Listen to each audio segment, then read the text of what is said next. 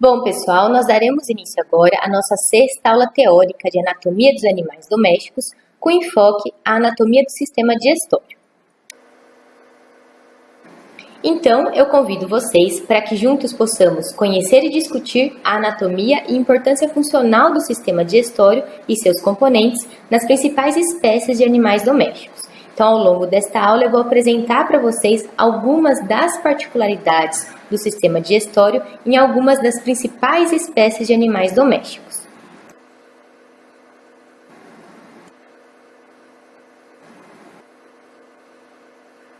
E eu começo essa aula deixando um questionamento para vocês. Vocês acham que o alimento ele é ingerido num estado apropriado, adequado para o aproveitamento de nutrientes?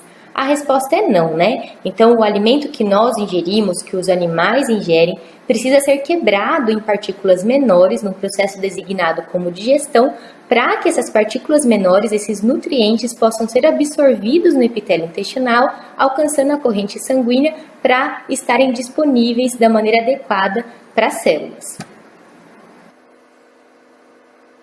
Então, daí está a importância do sistema digestório.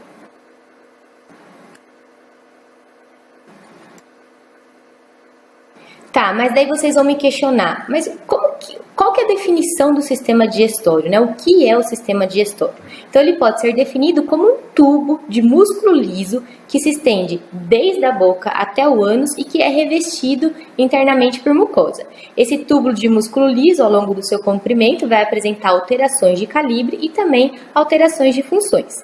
E o sistema digestório, então, ele vai envolver órgãos que estão relacionados com a apreensão, ou seja, a captura dos alimentos, mastigação, ou seja, a trituração dos alimentos, digestão, que é a quebra do alimento em partículas menores por processos mecânicos e químicos, a absorção, que consiste na absorção de nutrientes, eletrólitos e água, e expulsão ou excreção, que é a eliminação dos resíduos que não forem úteis para o organismo.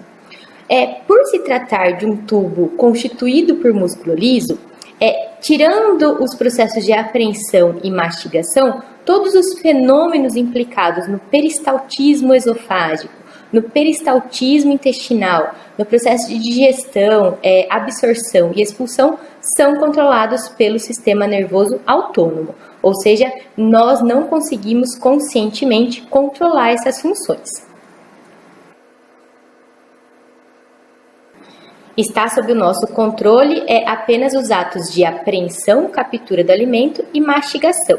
Então, no controle de todos os processos que ocorrem ali no sistema digestório, nós temos a ação, do sistema nervoso autônomo integrado com o sistema nervoso somático em algumas situações, funções específicas.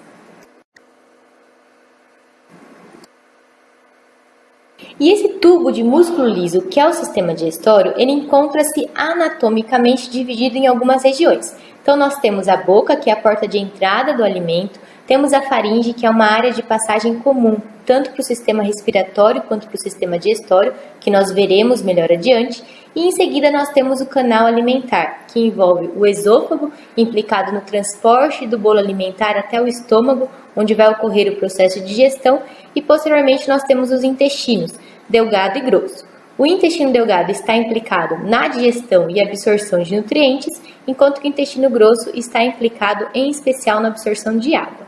E esse canal alimentar ele vai terminar no ânus, onde vai ocorrer a expulsão do bolo fecal, envolvendo todos os resíduos do processo de digestão e absorção.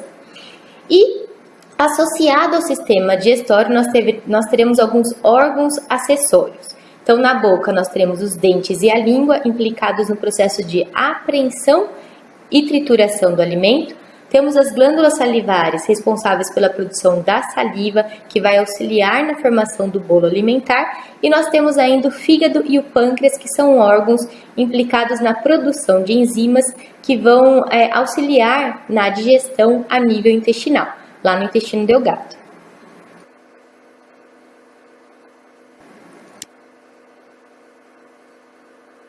Antes de conversarmos a respeito da anatomia do sistema digestório, vamos conversar um pouquinho a respeito da classificação dos animais quanto ao tipo de estômago, hábito alimentar e tipo de digestão.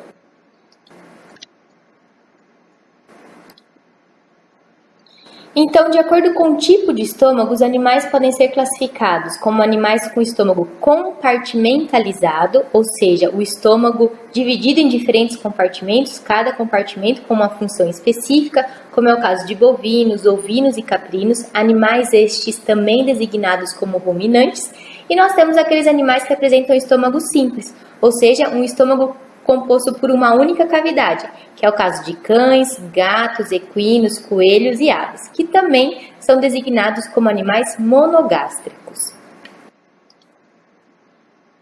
Aqui nesse slide, gente, é compartimentalizado, tá faltando um R, tá?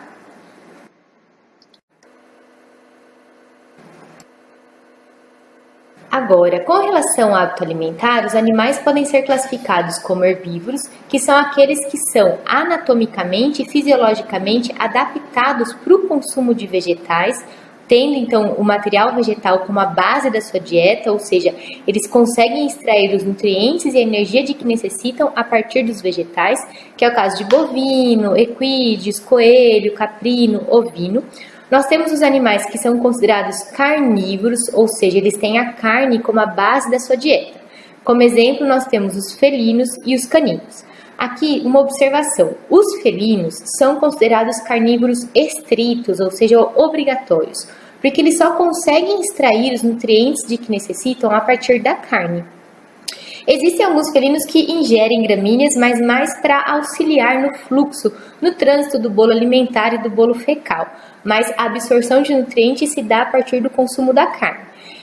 Nós temos nossos gatos domésticos que ingerem ração, mas essa ração ela é balanceada e formulada a partir das suas exigências e dos seus hábitos alimentares. Já os cães, eles podem ser considerados carnívoros oportunistas, ou seja, eles conseguem extrair os nutrientes de que necessitam de outros alimentos que não a carne. Então, assim, eles conseguem sobreviver ingerindo outros alimentos que não a carne, mas eles não conseguem expressar o seu máximo potencial, uma vez que a carne seria o principal elemento da sua dieta. E os animais onívoros, que são aqueles que conseguem extrair os nutrientes e energia de que necessitam de qualquer tipo de alimento, que é o caso dos suínos, dos galináceos e dos humanos. E nesses animais, já na saliva, existe uma enzima chamada amilase que inicia o processo de digestão do amido na boca.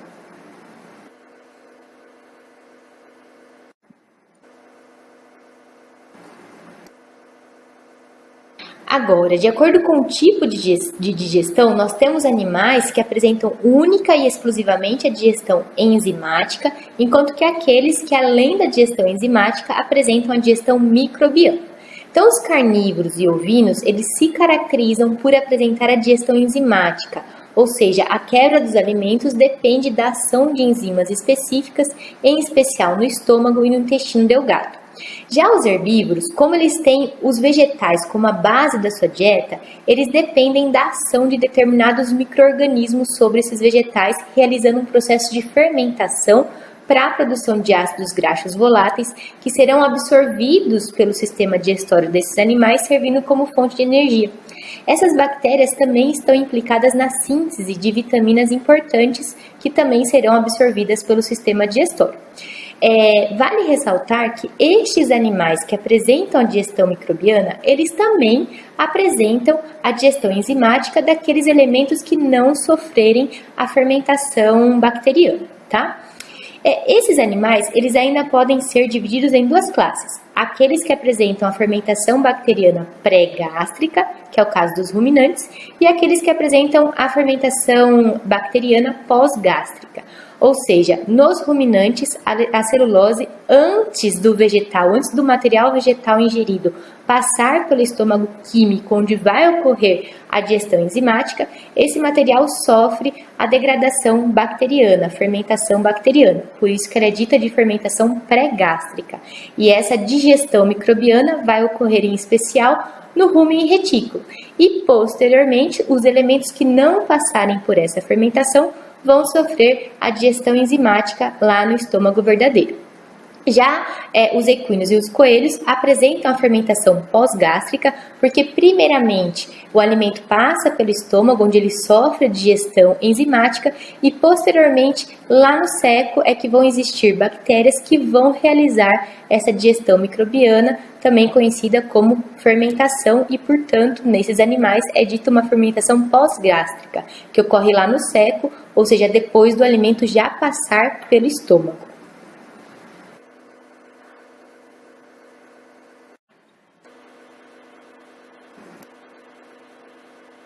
Agora, uma curiosidade interessante a respeito dos coelhos.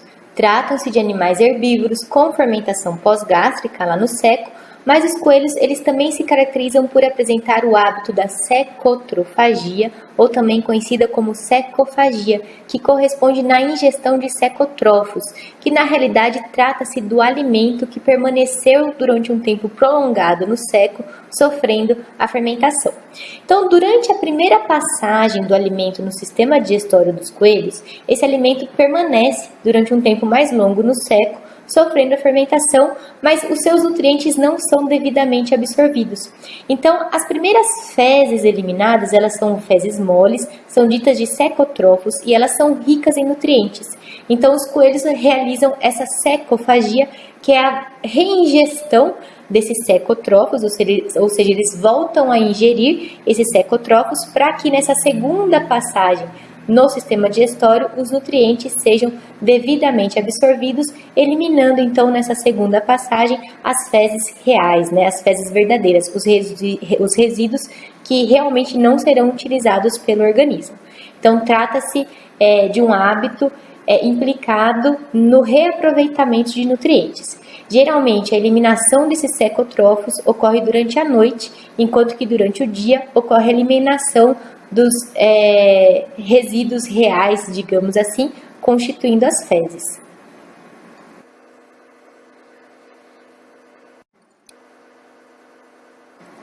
Agora sim, nós conversaremos a respeito da anatomia do sistema digestório.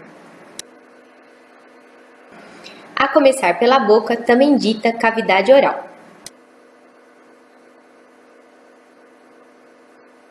Então, gente, como o próprio nome já diz, a cavidade oral corresponde a uma cavidade, um espaço oco implicado na recepção do alimento, onde também ocorrerá mastigação, trituração, movimentação desse alimento para a formação do bolo alimentar, com auxílio de estruturas acessórias, como dentes, língua e as glândulas salivares. Tá, e como que essa cavidade oral ela é delimitada? Então, rostralmente, ela é delimitada pelos lábios e pelos dentes incisivos, lateralmente pelas bochechas, dorsalmente pelo palato duro, que nós conversaremos melhor a respeito mais adiante, ventralmente pela mandíbula associada à musculatura e à língua, e caudalmente ela vai ser delimitada pelo palato mole e pela faringe.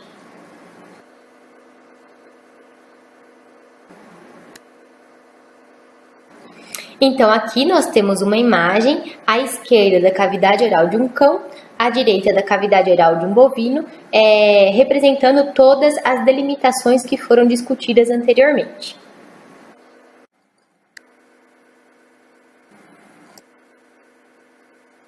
A cavidade oral apresenta ainda duas comunicações para a passagem do alimento. Então, uma anterior com o ambiente externo, designada de rima bucal, que corresponde a essa fenda que existe entre lábio superior e lábio inferior, conforme vocês podem observar nas imagens ilustrativas que eu inseri neste slide, e uma posterior ao final do palato mole, na região ali da orofaringe, designada como istmo das fauces.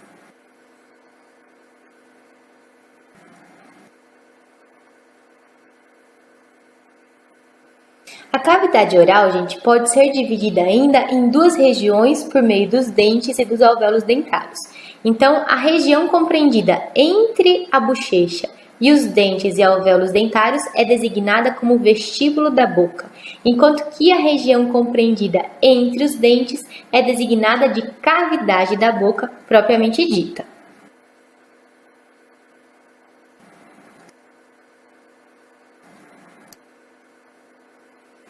Vocês podem notar ainda, gente, que a cavidade oral ela é revestida internamente por uma mucosa com um epitélio pavimentoso estratificado, ou seja, um epitélio constituído por várias camadas de células essas com alturas e formatos distintos. Essa túnica mucosa, ela pode ser pigmentada em algumas espécies, raças, ou quando ela não é pigmentada, a coloração normal da mucosa oral é sempre rosada, rósea, estando sempre lubrificada com a saliva, e sua delimitação para o ambiente externo vai ser a margem dos lábios, ou seja, essa mucosa ela se estende até a margem dos lábios, fazendo então limite com o tegumento comum, ou seja, com a pele que constitui a boca desse animal. Agora aqui um aspecto interessante. É possível avaliar o status clínico de um animal a partir da análise da sua mucosa oral. Então, eu já disse anteriormente que a coloração normal da mucosa oral dos animais saudáveis, ela é rosada. Se essa mucosa ela estiver esbranquiçada, isso é um indicativo de anemia. Este animal está perdendo sangue ou pode estar com deficiência de ferro. Se ela estiver azulada, isso é indicativo de hipóxia, ou seja, uma falha na oxigenação dos tecidos. Se ela estiver amarelada, isso pode ser indicativo de algum distúrbio hepático que está resultando no acúmulo de bilirrubina no sangue.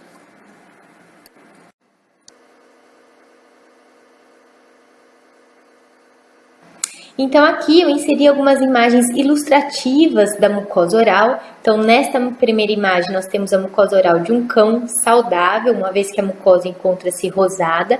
Nessa segunda imagem vocês conseguem observar que a mucosa desse equino ela encontra-se cianótica, ou seja, bem avermelhada, tendendo para o roxo, o que pode sugerir uma possível infecção ou uma hipóxia, né, a falha de oxigenação dos tecidos. E nessas duas imagens aqui de baixo, eu coloquei para vocês observarem que existem algumas espécies que apresentam a mucosa pigmentada.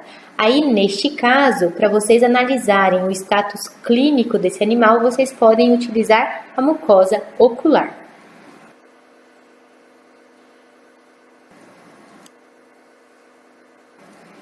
Bom, a partir de agora nós conversaremos a respeito da anatomia dos lábios que fazem o limite rostral da cavidade oral.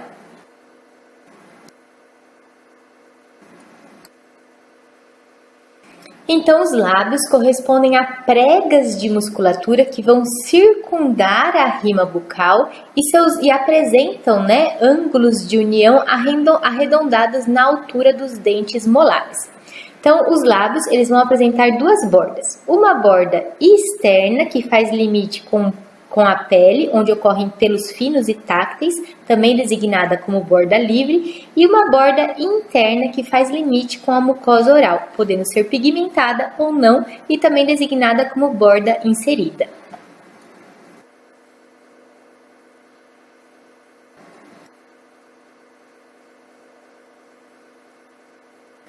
Em algumas espécies ainda, como é o caso de pequenos ruminantes e carnívoros, no lábio superior nós conseguimos observar como se fosse um risquinho que desce da região das narinas em direção ao lábio superior, que corresponde ao filtro mediano, ou também designado como sulco labial. E em outras espécies, o lábio inferior ele tem continuidade, né? O mesmo tecido tem continuidade com o queixo e o mento, como é o caso, por exemplo, dos equinos.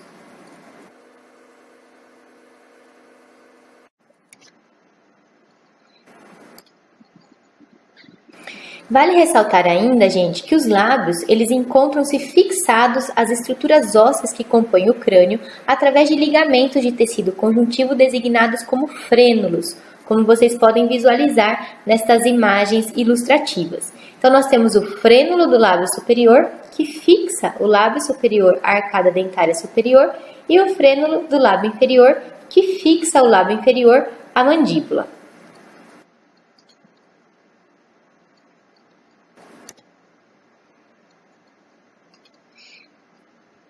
Além disso, assim como ocorre ao longo de toda a cavidade oral, nos lábios também ocorrem glândulas designadas como glândulas labiais, cujos ductos se abrem como papilas na superfície mucosa, em especial na região da borda inserida.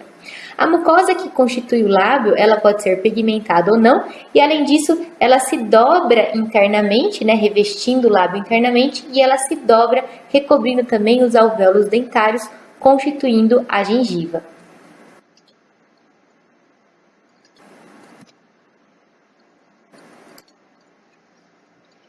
E por último, para finalizarmos o tópico sobre lábios, eu pergunto para vocês, qual que é a importância dos lábios?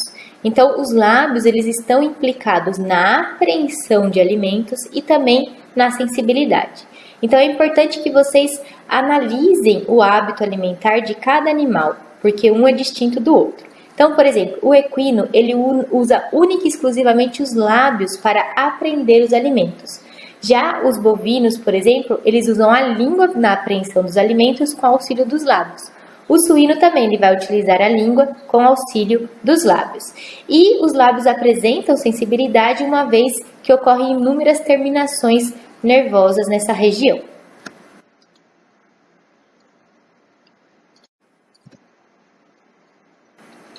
Agora nós conversaremos a respeito da bochecha e do palato.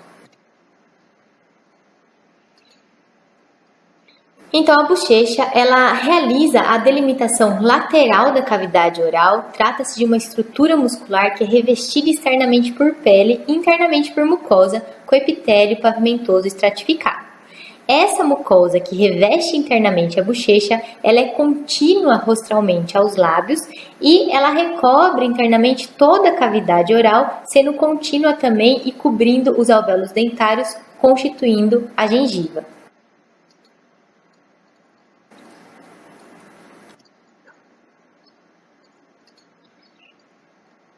Já o palato duro, ele vai fazer a delimitação dorsal da cavidade oral, sendo constituído basicamente por estruturas ósseas. Então, mais rostralmente, nós temos o osso incisivo, posteriormente o osso maxilar e caudalmente o osso palatino. Essas estruturas ósseas vão ser recobertas por uma mucosa mais espessa e pregueada. Então, nesta mucosa ocorrem cristas transversais, designadas como rugas palatinas, e na região medial do crânio, entre essas rugas palatinas, vai ocorrer um sulco denominado de ráfia mediana, conforme vocês podem observar nesta imagem ilustrativa. Em nós, seres humanos, essas rugas palatinas e ráfia mediana não são tão evidentes, mas se vocês passarem a língua no céu da boca, vocês conseguem sentir determinadas saliências.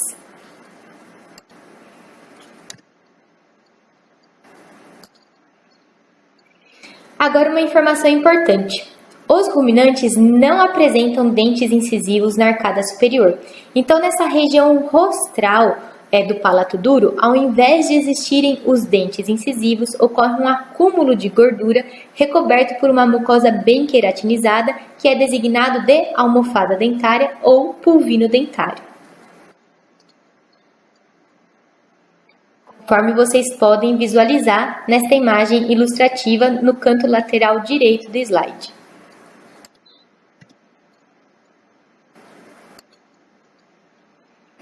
Agora, o palato mole corresponde a uma estrutura muscular revestida também por musculatura que ocorre caudal ao palato duro e ele se estende do palato duro em direção à epiglote. A epiglote, conforme vocês podem observar nesta imagem ilustrativa, corresponde a uma cartilagem que ocorre no início da traqueia. Juntamente com a epiglote, o palato mole vai regular a passagem de ar em direção ao sistema respiratório e de alimento em direção ao sistema digestório. Tá? É essa região do palato mole também em que nós temos a faringe. Nós teremos a nasofaringe no sistema respiratório e a orofaringe pertencente ao sistema digestório. Vale ressaltar que animais, cães, algumas raças de cães braquicefálicos que têm um focinho curto, como bulldog e pug, eles apresentam o palato mole mais desenvolvido. E devido a isso, eles vão apresentar dificuldades respiratórias, falta de ar, podem engasgar com facilidade, ter dificuldade de deglutição também, tudo devido a esse palato mole mais desenvolvido. Isso também que causa neles os ruídos respiratórios constantes.